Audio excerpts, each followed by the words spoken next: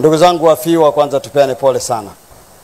Msiba huu ni mkubwa, na msiba huu kwa kweli kama alivyoeleza Comrade Kinana, tabu ya kuwa mtu wa mwisho, unajikuta kwamba mambo yote unataka kuzungumza wenzako wameshazungumza.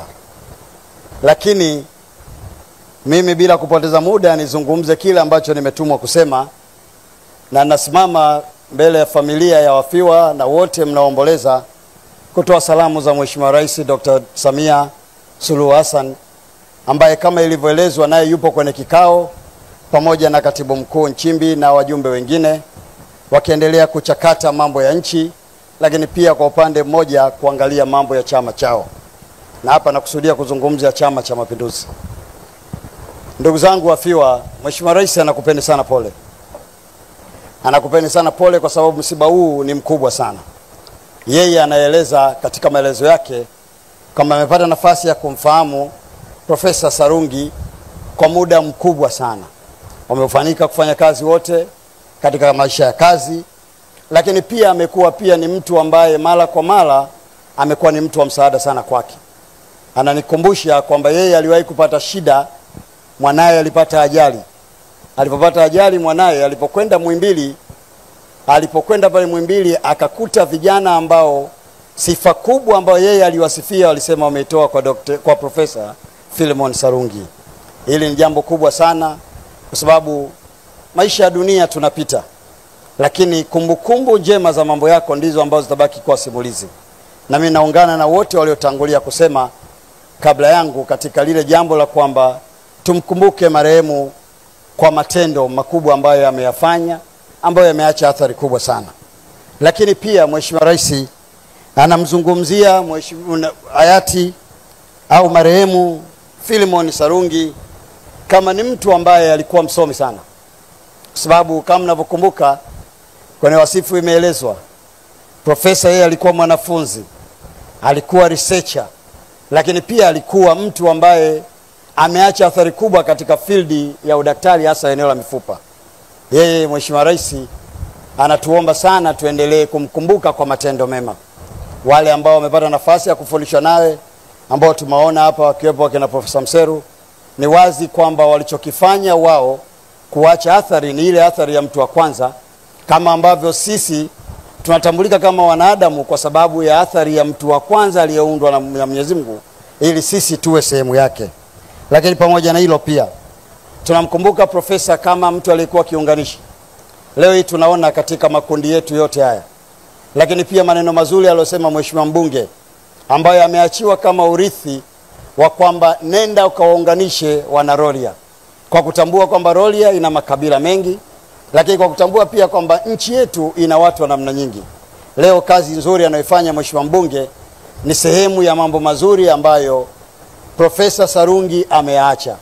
Mimi wasia wangu kwenu na kwa niaba ya Mheshimiwa Rais na sisi tuliohudhuria shughuli hii ya mazishi, tuendelee kumkumbuka kwa kuenzi ili jambo la kuunganisha Watanzania.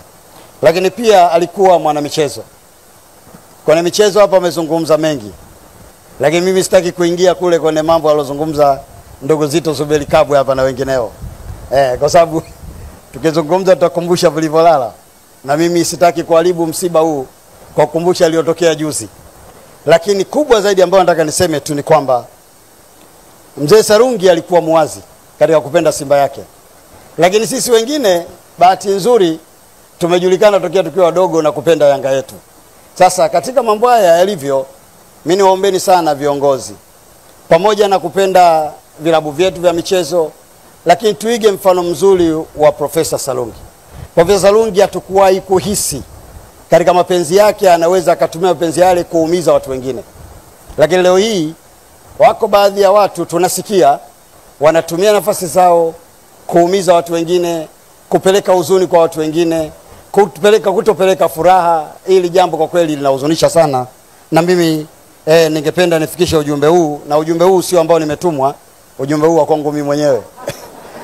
Maana kwa nilotumwa ni kwamba alikuwa mwanamichezo, lakini mambo ya ubaya ubwela haya sio ya kwangu. Haya sio aliyenituma, haya ya kwangu mwenyewe. Lakini profesa alikuwa rafiki. Leo mnaona hapa Comrade Warioba na mzee wetu Butiku wanasimulia masimulizi mazuri walioishi nayo, lakini profesa ambaye alikuwa mwanafunzi wake na walifanya kazi walipokwenda kuhudumia watu Dodoma amesimulia naye, lakini Profesa Mselu naye amesimulia mpaka machozi yamemtoka kwamba amempoteza mtu ambaye alikuwa very close to. Angalia tofauti ya umri uliokuwa baina yao, lakini urafiki alivyokuwa na uwenzi profesa. Leo hii unawafanya wengi tulokuja hapa tumkumbuke kwa hilo. Kwa kweli hili ni fundisho kubwa sana ambalo tunaishi nalo, na sisi tulokopo katika eneo hili ningeomba kuwahusia kwamba tuendelee kumuenzi profesa kwa kutunza urafiki. Urafiki hauna umri. Urafiki unaweza ukawa na umri mkubwa ukawa na rafiki wadogo, lakini tumia urafiki kuwa sehemu ya kuacha athari njema, athari ambazo zitafanya jamii iende vizuri, na athari yako ya wewe kuwa na marafiki wa namna hiyo iweze kuonekana. Sisi wengine leo hii urafiki wa wazee wetu kama Comrade Kinana hapa ndio ambao umetufanya leo hii tufike hapa mbele yenu na tunasimama kuzungumza katika nafasi tulizonazo. Amekuwa rafiki mzuri, ametulea, na ndivyo ambavyo Profesa Salungi ameacha kwa wanafunzi wake na wale ambao walikuwa nao. Lakini profesa alikuwa mcha Mungu. Hili jambo kubwa sana, na limezungumzwa hapa na wengi, na limepigwa msumari na mkuu wetu wa mkoa. Kwa kweli jambo la ucha Mungu ni jambo ambalo tukilishika kwa pamoja nchi yetu itakaa pazuri sana. Watu watakuwa na uwezo wa kusaidiana, watu watakuwa na uwezo wa kuhurumiana, kwa sababu sifa za mcha Mungu za kwanza kabisa ni kuwa na huruma. Kwa sababu Mungu wetu, hata kama umefanya kosa hapa leo sasa hivi, ukipiga hatua 3 ukashuka kwenye ngazi ukasema Mungu na kuomba sana radhi kwa lile nilolifanya juu ya jukwaa, Mungu wetu anakusamehe.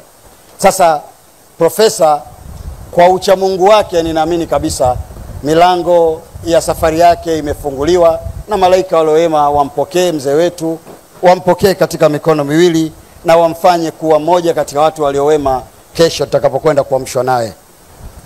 Lakini sio hilo tu, Mheshimiwa Rais amemzungumza profesa kama mwana mapinduzi na mtu mwenye misimamo ya kweli.